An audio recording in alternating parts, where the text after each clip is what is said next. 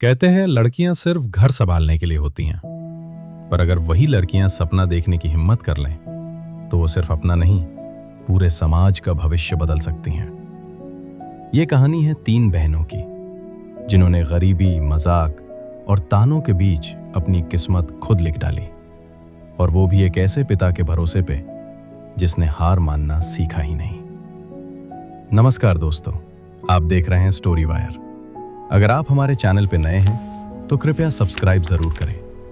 चलिए आज की प्रेरणादायक कहानी शुरू करते हैं। एक छोटे से गांव में रमेश नाम का गरीब मजदूर रहता था।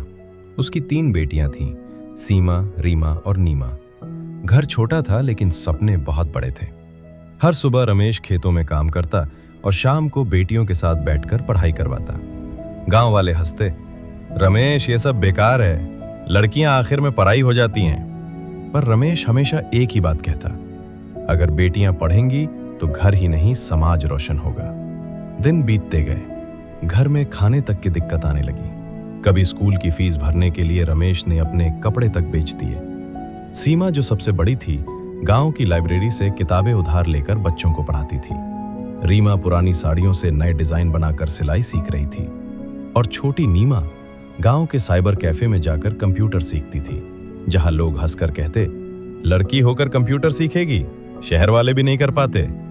पर नीमा बस मुस्कुराती थी। देखना, एक दिन यही उंगलियां मेरी दुनिया बदलेंगी।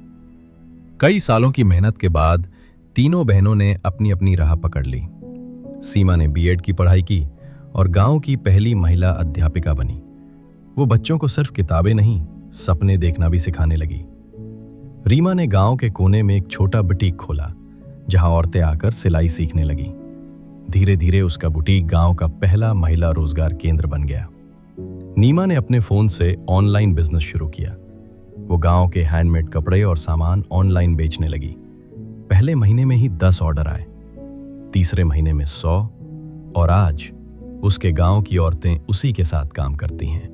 अब वही लोग जो कभी कहते थे लड़कियों को पढ़ाने से क्या होगा, अब उन्हीं की बेटियां स्कूल जा रही हैं और उनकी माताएं रीमा के बुटीक में काम कर रही हैं। गांव के बच्चे सीमा से पढ़ते हैं और नीमा के मोबाइल से पूरे गांव को पहचान मिली है।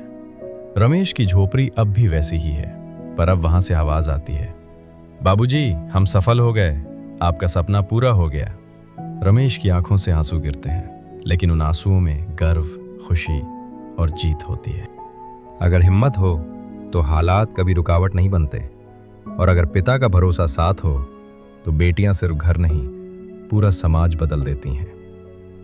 अगर आपको लगता है कि बेटियां बोझ नहीं, ताकत होती हैं, तो इस वीडियो को लाइक करें, साझा करें, कमेंट में अपनी राय जरूर लिखें और सब्सक्राइब करके अपना समर्थन जरूर दें। धन्यवाद।